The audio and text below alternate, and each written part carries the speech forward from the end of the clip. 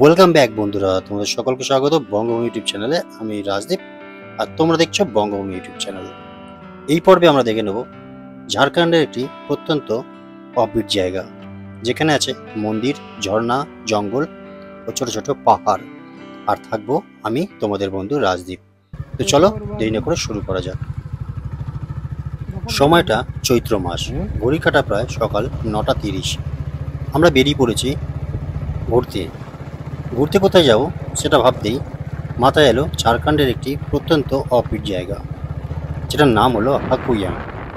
হাকুইয়ামের video ইউটিউবে খুবই কম পাবে, তবে জায়গাটা খুব সুন্দর। এখানকার গ্রামবাসীরা খুবই পরিশ্রমী। খুব ভোর থাকতেই এরা জঙ্গলে গিয়ে কাঠ সংগ্রহ করেন জ্বালানির উদ্দেশ্যে। আমরাও পথ দিয়ে যেতে যেতে সেই দৃশ্য দেখলাম। এখানে ঘুরতে এলে পাবে ফ্রেশ অক্সিজেন, সঙ্গে বেশ একটা গ্রাম্য পরিবেশ, আর থাকছে পাহাড়, নদী, জঙ্গল ও ছোট ছোট পাহাড়।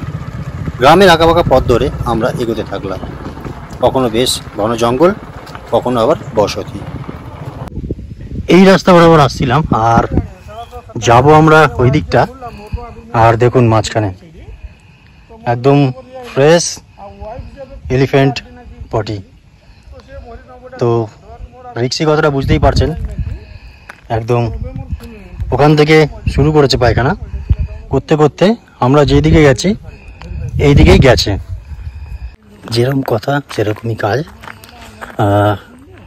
শুনলাম আগে হাতিগুলো এখনো রয়েছে, তো আমাদের ওইখানে লোকাল দেখুন কিছু লোকজন আছে ওইখানে গাছের গোড়ায়, ওরা কিছু ঘোরাচ্ছে। ওরা বললো একটু দাঁড়িয়ে যাও, ওরা পাশে একটা ক্যানেল আছে ক্রস করে চলে যাবে, এখন যেতে বারণ করলো। তাই আমি আমার বন্ধু গাড়ি নিয়ে দাঁড়িয়ে পড়লাম। না, জঙ্গলের ব্যাপার বুঝতেই পারছেন, এখানে কোনো রকম পাকামি নয়, খালি চারপাশটা চোখ রাখতে হচ্ছে। কেননা এই হাতিরা হচ্ছে ছোটো ছোটো দলে বিভক্ত থাকে।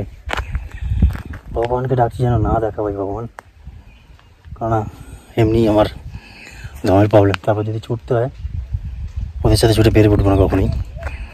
আর যা রাস্তা অফরোড, মানে আর কি বলবো। চলো কিছুক্ষণ দাঁড়িয়ে যাই, তারপরে যাবো ওই দিকটাতে, দেখা যাক কতক্ষণ ওয়েট করতে হয়। যেহেতু সবেমাত্র হাতির দল রাস্তা পার করে গেছে, তাই আমাদের বেশ কিছুক্ষণ এখানে অপেক্ষা করতে হবে। লোকালদের কথা মতো আমরা দাঁড়িয়েছিলাম। দাঁড়িয়ে দাঁড়িয়ে কী করবো ভাবতেই মাথায় এলো ড্রোনটাকে একবার উড়িয়ে দিই, যদি কিছু দেখা পাই। দেখা পেলাম সেই ক্যানেল, যে ক্যানেল বরাবর হাতিগুলি জল খেতে আসে এবং পার করে মৌয়ার লোভে জঙ্গলে আসে। যাই হোক, বেশ কিছুক্ষণ ড্রোন ওড়াবার পরেও আমরা হাতির দেখা পেলাম না, তবে যেটা পেলাম সেটা তোমাদের সামনে তুলে ধরলাম। এক নৈসর্গ দৃশ্য যা মন মুগ্ধ করে দেওয়ার মতো। গ্রামীণ আঁকাবাঁকা পথ এবং এখানকার প্রাকৃতিক সৌন্দর্য দেখে আমি তো এক কথায় অবাক হয়ে গেছিলাম। তোমাদের কেমন লাগে এই দৃশ্য অবশ্যই জানাবে। ভিডিও শ্যুট করতে করতে দেখতে পেলাম একটি সুন্দর জিনিস। ধরুন এই রাস্তা বরাবর যখন এরা গৃহপালিত পশু চড়াতে বেরোয়, তখন যদি হাতি আক্রমণ করে বা হাতি চলে আসে, তখন স্থানীয় লোকেরা এই গাছের ওপরে মাচায় উঠে তা দেখে, বা হাতির গতিবিধি এরা এখানে উঠেই লক্ষ্য করে। তো চলো এগোই আমরা আমাদের গন্তব্যের দিকে। বেশ কিছুক্ষণ অপেক্ষা করার পর আমরা আবার যাত্রা শুরু করলাম। এইখানেই পিচ রাস্তা শেষ। কথা বলে জানলাম এই পিচ রাস্তার এখানেই 4 চাকা আসে।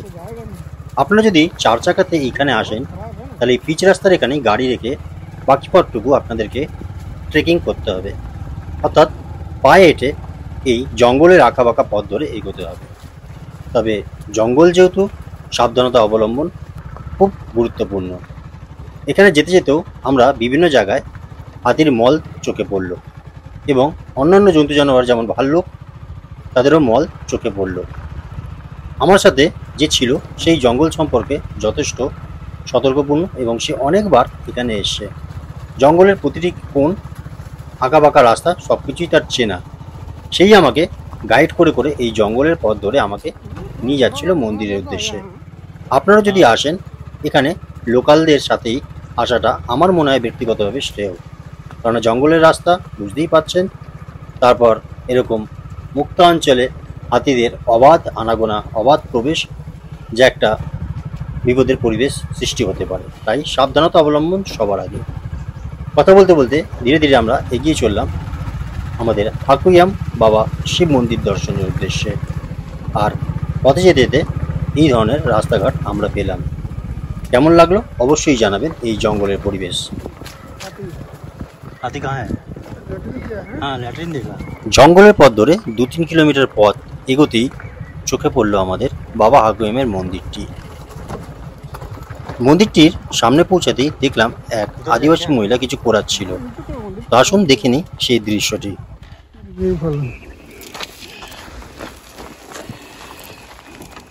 कौन सा फल है? महुआ है क्या?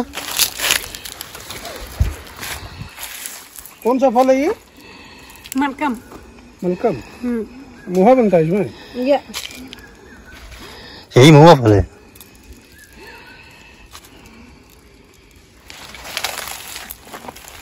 यही सब खाने के लिए हाथी आएगा। गाछ कौन सा है? महुआ का ये वाला है क्या? ये वाला।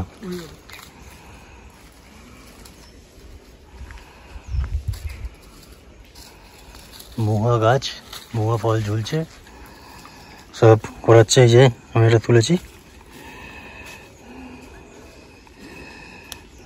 আবার পড়লো এখন একটা। ফলটা কিছুটা এরকম ধরনের দেখতে। আর এই যে হচ্ছে গাছ, এই যে হচ্ছে মহুয়া গাছ, ফল হয়ে রয়েছে, টুক টুক টুক করে পড়ছে। এগুলো খাওয়ার জন্যই হাতি আসে। চলো সামনে মন্দিরে যাই। অবশেষে আমরা এসে উপস্থিত হলাম বাবা হাকুয়াম মন্দিরের দোরগোড়ায়।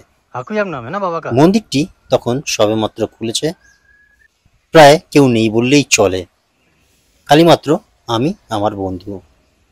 তাই আমরা গুটি গুটি পায়ে ধীরে ধীরে প্রবেশ করলাম মন্দিরের ভিতরে। মন্দিরটি এখন খালি থাকলেও মন্দিরটি এখানে বেশ প্রাচীন এবং বেশ প্রচলিত মন্দির। সাধারণত পাহাড়ের উপরে থাকায় খুব মানুষ এখানে আনাগোনা অতটা দেখা যায় না, কিন্তু নতুন যানবাহন ক্রয় থেকে শুরু করে ইত্যাদি বিষয় আদি সম্পদ কিনলে সব মানুষ এই মন্দিরেই আগে পুজো দিয়ে যায়। যেহেতু মন্দিরটি স্বয়ং বাবা মহাদেবের, তাই বাবা মহাদেবের বিশেষ বিশেষ তিথিতে এছাড়াও প্রতি সোমবার করে এখানে প্রচুর ভক্তের সমাগম ঘটে। এরপর ঘুরে দেখে নেব মন্দিরের আশপাশটা। আমরা আছি এখন ঝাড়খণ্ডে, আর আজকে সকালে বেরিয়েছি বাবা হাকুয়াম দর্শন করতে। তো আমি তো যেহেতু ড্রোনটা নতুন কিনেছি, এত এরকম ঘন জঙ্গলে চালানোর কোনো আইডিয়া নেই, চেষ্টা করব। বাবার নাম নিয়ে আর তোমাদের ভালোবাসার জোরে উড়িয়ে দিলাম আমার গরুরটি। দেখে নেব আকাশ থেকে হাকুয়াম মন্দিরের চারপাশটা এবং এখানকার প্রাকৃতিক সৌন্দর্য। মন্দিরের পাশ দিয়েই বয়ে গিয়েছে খুব সুন্দর একটি ঝর্ণা, তবে যতটাই সুন্দর ততটাই বিপজ্জনক। আপনারা যখন এইখানটায় ঘুরতে আসবেন তখন খুব সাবধানে পাহাড়ের গা বেয়ে ঝর্ণার দিকে নামবেন। আগেই বললাম সময়টা যেহেতু চৈত্র মাস, খরার সময়, অর্থাৎ জল প্রবাহমান খুবই কম, অতটা জল নদীতে বা ঝর্ণায় নেই। তবে আমার কাছে কিছু পুরনো হাকুয়ামের ভিডিও ছিল যেটা আপনাদের একটা ধারণা দেবে বর্ষাকালে এই ঝর্ণাটি কত সুন্দর আর অপরূপ দেখতে। যেই ভিডিওটি আমি এই ভিডিওর সাথেই অ্যাটাচ করে দিলাম, যাতে একটা ধারণা পান যে বর্ষাকালে কতটা সৌন্দর্য হয় হাকুয়াম। এই সেই ভিডিওটি যখন বর্ষার সময় অর্থাৎ জুলাই আগস্টের দিকে আমি গেছিলাম, তখন ঝর্ণার জল খুব সুন্দর লাগছিল। এই সময়টা এলে আপনারা খুব সুন্দরভাবে উপভোগ করতে পারেন, কিন্তু সেই সময় গরমটাও বেশ থাকে, তাই ঠিক করে নেবেন যে আপনারা কোন সময় যাবেন।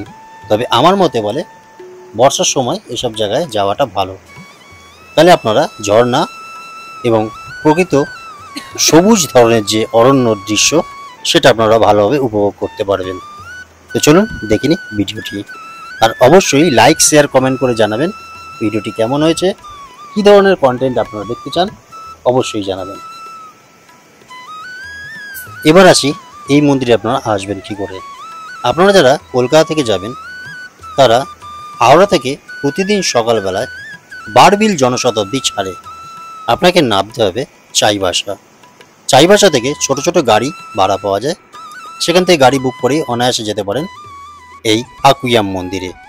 এছাড়াও টাটা থেকেও আপনারা আসতে পারেন চাইবাসা বা জিকপানি, সেখান থেকেও ছোট ছোট গাড়ি ভাড়া করে বুক করে আপনারা দর্শন করে নিতে পারেন এই আকুইয়াম শিব মন্দির।